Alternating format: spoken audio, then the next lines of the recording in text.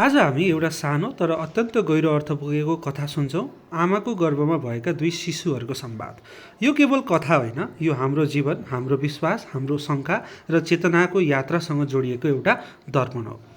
आमाको गर्भमा दुईवटा शिशुहरू थिए र एक शिशुले अर्को शिशुलाई सोध्छ, के तिमी जन्म पछाडि पनि जीवन हुन्छ भन्ने कुरामा विश्वास गर्छौ? र अर्को शिशुले भन्छ, अवश्य हुन्छ, सायद हामी अहिले यहाँ त्यसैका लागि तयार हुँदैछौँ। र पहिलो शिशुले हाँस्दै भन्यो, कस्तो मूर्ख कुरा गर्या, जन्म पछाडि जीवन हुँदैन, त्यहाँ केही नै हुँदैन, कसरी त्यहाँ के हुनसक्छ र? र दोस्रोले शान्त स्वरमा भन्यो, मलाई ठ्याक्कै त थाहा छैन, तर सायद त्यहाँ यहाँभन्दा धेरै उज्यालो हुन्छ, सायद हामी आफ्ना खुट्टाहरूले हिँड्नेछौँ, हाम्रो मुखले खानेछौँ। र पहिलो शिशुले फेरि भन्छ, असम्भव, हिँड्नु कसरी सम्भव छ अनि मुखले खानु कसरी सम्भव छ? हामीलाई त नाबिनाले पोषण दिन्छ, जन्म पछाडि जीवन हुन्छ भन्ने कुरा हुनै सक्दैन।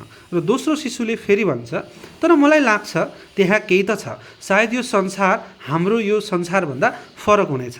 र पहिलो शिशुले फेरि भन्छ, कोही पनि त्यहाँबाट फर्केर आएकै छैन, जन्म भनेको जीवनको अन्त्य हो, त्यस पछाडि अँध्यारो, डर र शून्यता मात्र हुन्छ। दोस्रोले फेरि बिस्तारै भन्छ, मलाई सबै कुरा थाहा छैन, तर मलाई विश्वास छ हामी आमालाई भेट्नेछौँ अनि उहाँले हामीलाई माया र संरक्षण दिनुहुनेछ। पहिलो शिशु छक्क पर्दै भन्छ, आमा, तिमी आमामा विश्वास गर्छौ? उहाँ कहाँ हुनुहुन्छ त? दोस्रोले शान्त भएर भन्छ, उहाँ हाम्रो वरिपरि हुनुहुन्छ, हामी उहाँभित्रै बाँचिरहेका छौँ, उहाँ बिना यो संसार हुने नै थिएन।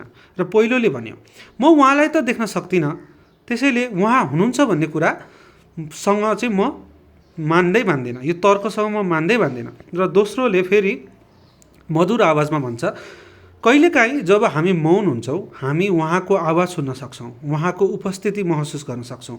मलाई विश्वास छ जन्म पछाडि अर्को यथार्थ छ र हामी यहाँ त्यसैका लागि तयार भइरहेका छौँ।